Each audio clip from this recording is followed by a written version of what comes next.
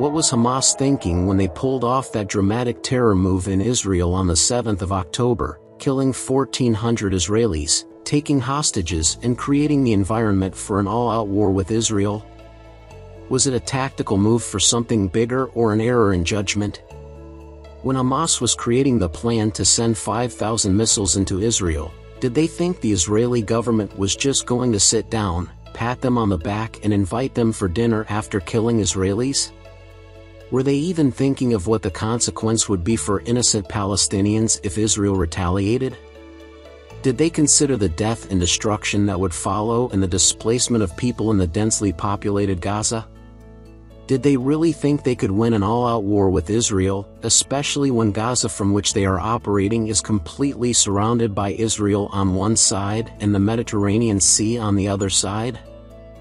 Well, it's about 3 weeks into the all-out war between Israel and Hamas, and there is no doubt that what happened on October 7th was either a massive error in judgment on the part of Hamas or a tactical move for something much bigger than we have yet to see. But the question is, what other bigger thing is worth the lives of more than 5,000 Palestinians who have died already in the 3 weeks of war?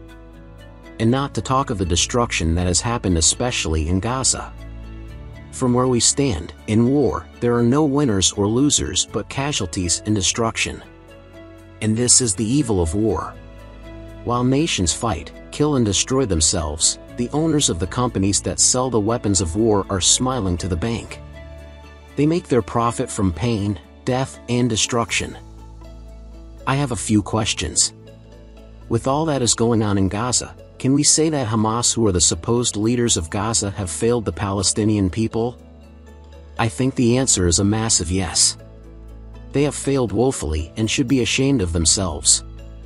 It is shameful to know that while the top leaders of Hamas and their family members are living luxurious lives outside of Gaza and having photo sessions in 5-star hotels in Qatar and Turkey, the vulnerable people of Palestine are bearing the horror of the war that the leaders created. It is obvious that Hamas and its leadership really do not care about the well-being of Palestinians, and this has been proven without any doubt over and over again. وعندما حصل العدوان قالوا في غزة وغيرها وفي الخارج لو ذهبت غزة ومحقت غزة لا يهمهم أن تمحق غزة، المهم أن تبقى حركة حماس موجودة. قالوا هذا، قاله هنية وقاله مشعل، لا يهمنا ماذا يحصل. ثم قال مشعل أكثر من هذا، إن الذي يجري في غزة شيء بسيط لا يؤثر علينا. ثم خرجوا ليقولوا الحركة بعافية وبخير، وهناك آلاف الشهداء من أبناء الشعب، آلاف الجرحى من أبناء الشعب، عشرات الألوف من البيوت المهدومة. إلى اليوم 100,000 فلسطيني في قطاع غزة يعيشون بالعراء لأنهم لا يجدون مسكنا لهم. لكن حركة حماس بخير. حركة حماس كانت تختبئ تحت الأقبية. قيادة حركة حماس، وأقولها للمرة الأولى، هربت إلى سيناء بسيارات الإسعاف وتركت شعبها يذبح، ثم يقولون نحن قاومنا. Looking at the event of the 7th of October and how Hamas pulled off that surprise attack on Israel, I am forced to ask, how is it possible for Hamas with their limited resources to breach the Israeli defense without the Israeli security surveillance noticing anything? Or is it possible that what happened was an inside job? To answer this question, we found a video from a man who claimed to be an IDF veteran. Please take note that we do not have a way to verify if this man is truly an IDF veteran, but the points he made are definitely valid. Please take a look at the video.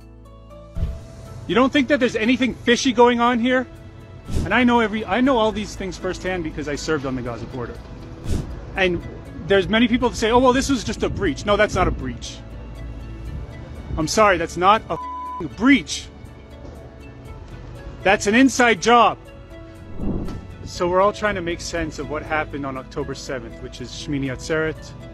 So what I want to do is reverse engineer this thing a little bit to kind of help you understand why I believe that this was an inside job.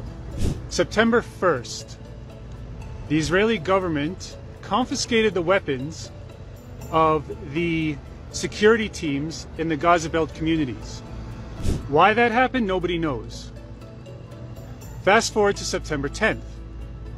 On September 10th, the Moatzah, which is basically the municipalities of the Gaza Belt communities, received reports of increased tensions on the border of Gaza during the Jewish holidays. Those same heads of municipalities asked the army if they should cancel their festivities in light of the warnings of increased tensions on the border of Gaza. And what did the army say? They said, no, don't cancel anything. It appears as though we're heading into a state of calm. Now, you can assume that the Shabak did not know about this attack, but that's highly improbable. I mean, Israel is probably the most advanced surveillance state in the world, and the Gaza border is probably the most heavily surveilled. The fence was breached in 15 different locations, and you want to tell me that the most highly advanced surveillance equipment on arguably any border in the world didn't pick that up, didn't report it? Well, they did, and it's documented. So don't believe that lie.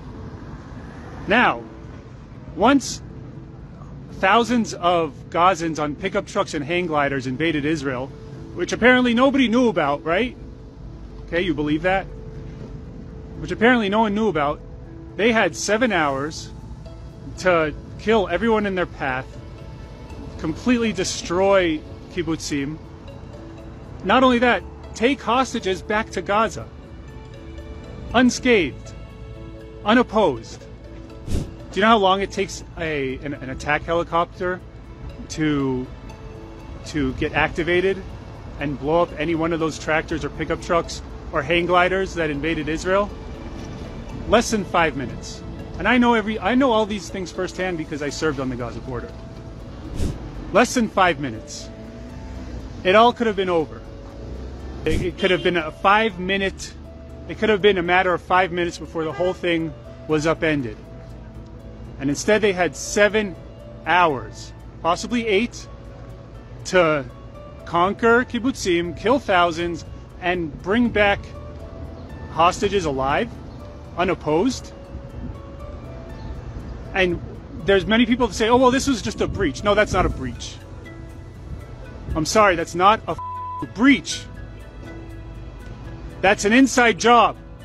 The war between Israel and Hamas and what it could become globally is deeply rooted in biblical prophecies, but that's a story for another day.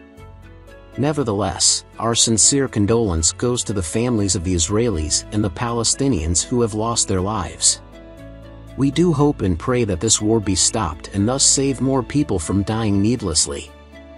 Here are a few more questions I would like to ask. First, is there a possibility that what Hamas did in Israel was intentionally planned to trigger World War III? And if that is true, for what purpose? Second, did they consider their own people as pawns in their bigger game? Third, who really is behind this current war between Israel and Hamas? Fourth, is Hamas fighting for the people of Palestine, or is this just another ego trip cloaked in religious fanatism? Fifth, can Hamas be considered to be good leaders and representatives of Palestinians? All these are questions begging for answers. But to give some answers to the leadership quality of Hamas, take a look at this video report from WION. And as Israel prepares for a ground invasion of Gaza, the Israeli military is looking closely at the Gaza metro. What's that? It's a mysterious subterranean tunnel, a tunnel network which is used by Hamas. Israel fears that Hamas could use this tunnel to escape or to delay Israel's operations. How? Let's find out. To start with, what exactly is this tunnel network? It's a vast underground city of sorts with dozens of access points across Gaza. Hamas uses these tunnels as weapons cache, bunkers, command centers, and as a concealed transportation artery for weapons. In 2021, Hamas claimed to have extended this tunnel network to 500 kilometers or 311 miles. Reports say some of these tunnels led directly from Gaza to Israeli communities near the border. This enables Hamas fighters to infiltrate, kidnap, or attack Israeli citizens. In fact, residents of southern Israel are said to live in constant fear, knowing that a terrorist could emerge from a tunnel near their house anytime. Next question. Where has Hamas built these tunnels? Reports say mostly in densely populated areas. The access points of these tunnels are hidden between schools, mosques, hospitals, and civilian buildings. Israel says Hamas has deliberately embedded these tunnels inside civilian neighborhoods to take advantage of the IDF's reluctance to strike civilian areas. Next question. How did Hamas afford to build these tunnels? By keeping Gaza poor. You see, while new houses and other civilian structures remain unbuilt in the Gaza Strip, Hamas has invested millions of dollars and other resources in building this tunnel network. Plus, it also exploits the aid and construction material that flows through Israel. Look at these reports. In the past decade, Israel has consistently transferred construction materials into Gaza, which is intended for civilian projects. But these materials were co-opted by Hamas for tunnel construction. Reports also say that since January 2014, 4,680 trucks carrying 181,000 tons of gravel, iron, cement, wood, and other supplies have passed through Israel into Gaza. Now, Hamas could have done a lot with these supplies. It could have built houses, hospitals, schools, libraries. It could have built crucial infrastructure to improve the quality of life for the Gazans. Instead, it chose to expand its own underground city. And we're hardly surprised. In the last 4 months, there have been 3 incidents of Hamas squads infiltrating Israel through these very tunnels. The latest incident took place on July 28th. This is when Hamas infiltrated Israel through a tunnel near Nahal Oz. Their goal was apparently to attack an Israeli community near the border. IDF soldiers thwarted the attack. Then, on July 17th, heavily armed fighters climbed out of a tunnel near the Israeli community of Sufa, a few kilometers from the Gaza border. 4 days later, Hamas fighters wearing full IDF uniforms infiltrated Israel through a different tunnel. Nothing on earth can justify the killing of another person or the destruction of a people or community, either in a genocidal act or even in war. But here we are, faced with a potential escalation of the war between Israel and Hamas to other regions and even a world war. But we do hope and pray that it does not get to that. Share your thoughts with us in the comment section. Please like, share this video and also subscribe to our channel.